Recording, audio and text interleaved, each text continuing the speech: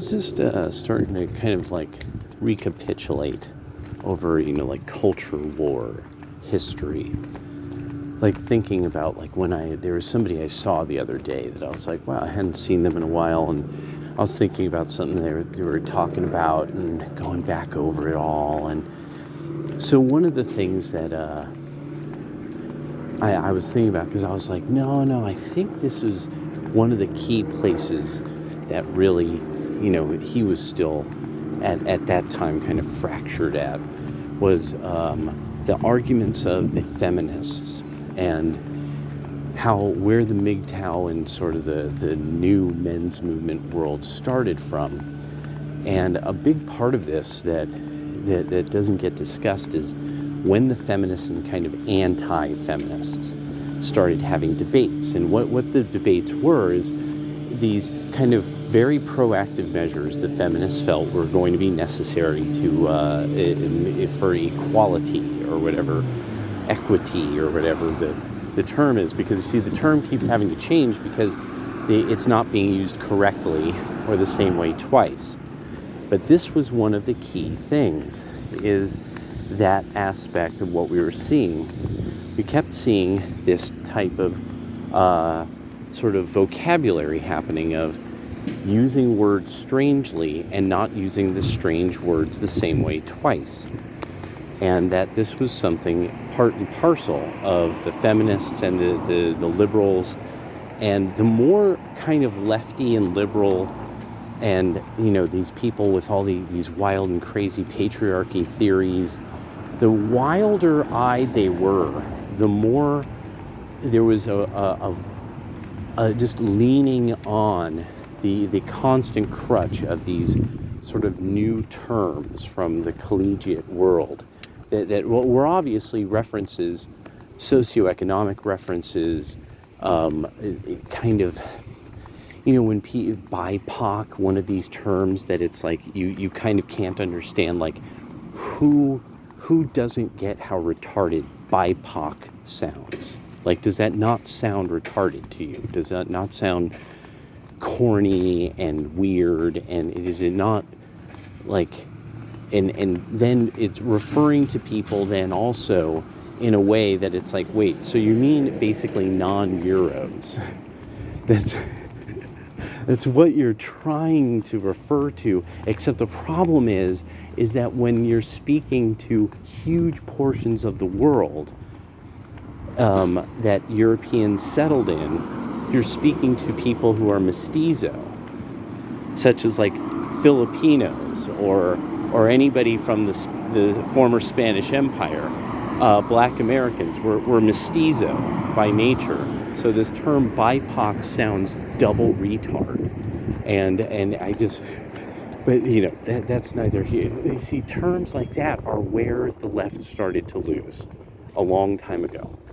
Because nobody thinks of it. Most people who've had life experience don't think like this. Their friends aren't BIPOCs.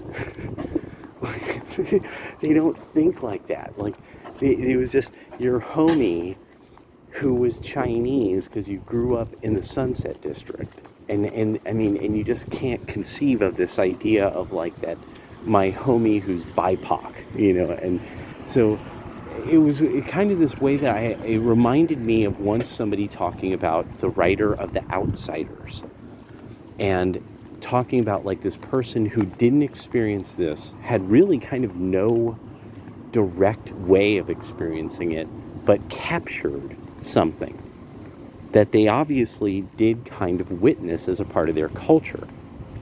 And when that's done well and it's brilliant and it lasts, it stands the test of time, which The Outsiders kind of did. And so to the point where, I don't even know now if you're allowed to read it, because even though it's women's literature, it's a female author, it's too white, so the thing that I started to think about was like, no, really, there's like this thing of that it was during the 2011 through about 2014 period where the feminists and anti-feminists were going at it on YouTube, that the left started to expose. Like, this is a critical weakness in our arguments at all times. This is a fundamental thing we don't understand about culture or humans. This is, here, this exposes our total lack of any knowledge of market economics and with no, not even understanding the referential language, definitive language, anything like that. So, and then it became this thing of like, I don't think you know what the term you're using, and that made them crazy. It literally was trying to explain like, well, no, what the facts, figures, and metrics show us is that what you're saying is not accurate, and that you're trying to make a victim group out of women that they're not, and maybe you have a problem, and maybe it's you, not women as a whole. And this would make them crazy. But then we started to realize this had infected like all liberal thinking, and that there was no way back from this.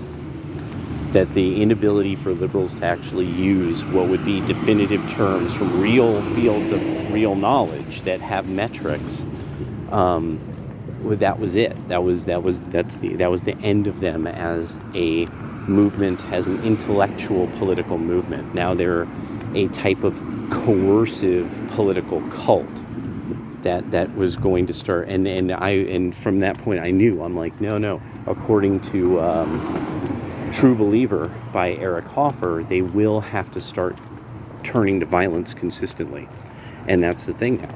Now that you're always watching the left consistently turn to violence all the time. That's what their protests always lead to.